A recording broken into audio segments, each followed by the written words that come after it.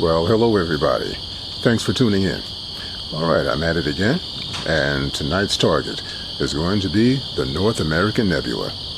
So, stay tuned.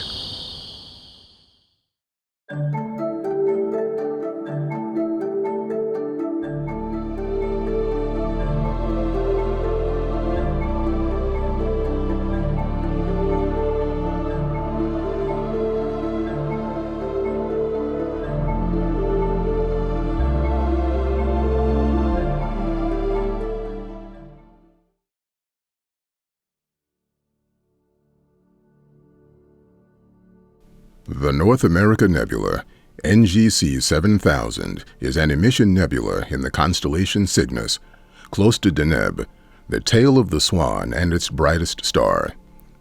The nebula resembles that of the continent of North America, complete with a prominent Gulf of Mexico, which is why it was given its name.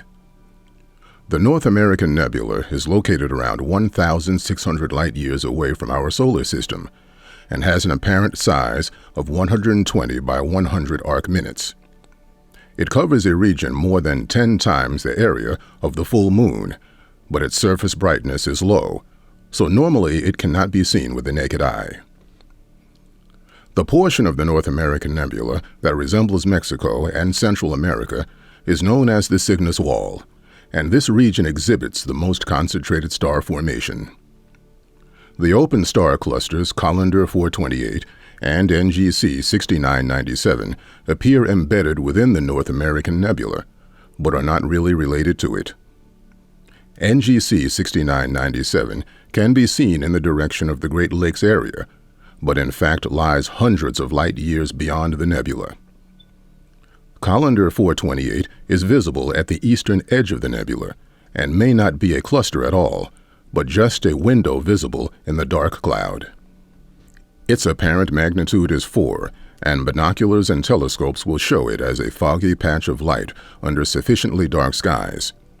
Using a UHC filter, which filters out some unwanted wavelengths of light, it can be seen without magnification under dark skies. Its shape and reddish color from the hydrogen alpha emission show up only in photographs of the area. The identity of the star that ionizes the nebula's hydrogen was long uncertain and suspected by some to be the bright star Deneb, as it lies so close. However, it is the hot, massive, 6th magnitude binary star, also known as Miro's diamond, that is responsible for the nebula's glow. In 1959, American astronomer Stuart Sharpless realized that the North American Nebula is part of the same interstellar cloud of ionized hydrogen as the Pelican Nebula, separated by a dark band of dust, and listed the two nebulae together. Well, hello everyone, and thanks for tuning in. Well, as you know, I just got through imaging the North American Nebula. Now, I say just got through. The footage that you saw at the beginning of the video, as well as the image you're about to see, was actually captured back in September of this year. But this is the first chance that I've had to process the image and present it to you. So I'm happy about that. Well, I must say I was rather pleased with the data that I was able to collect on this particular target. Now, I was using a respectably fast scope at around 5.5, my Explore Scientific AR-102, and it did a pretty respectable job on this particular target. Now, at a magnitude of 4, it's a relatively bright target, so the amount of integration time that I accumulated, which was right around 4 hours, was completely adequate. At first I was hoping to get maybe 6 or 7, but 4 hours did incredibly well on this particular target. Now, one thing I've noticed with this target is that right from the very beginning, I went into PixInsight, and when I did my stretch, what I did was I unlinked the channels.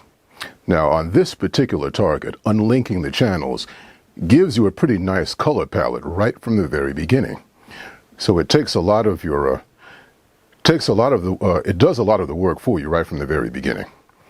And what I did was I got on YouTube and I looked at how a couple people were processing this particular target. And then I threw in my own variations. And I'm rather pleased with the results that I was able to come up with. The North American Nebula, of course, is a pretty popular target. Right now, it's not in a very good position to get a lot of imaging time on it. But like I said, thankfully, I got this back in September when it was still relatively high in the sky.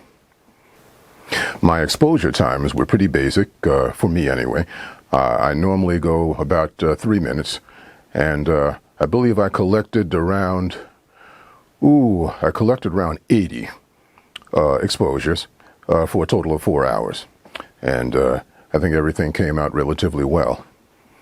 I used my one-shot color camera, the ZWO ASI 533MC Pro. And as usual, the camera did not let me down. It performed very well. I also used the Optolong L Extreme filter on this, as I normally do. So, without further ado, I'd like to show you the finished image. And, well, as always, if you've enjoyed this video, please don't hesitate to comment, like, and please subscribe. All right? Until next time, and clear skies.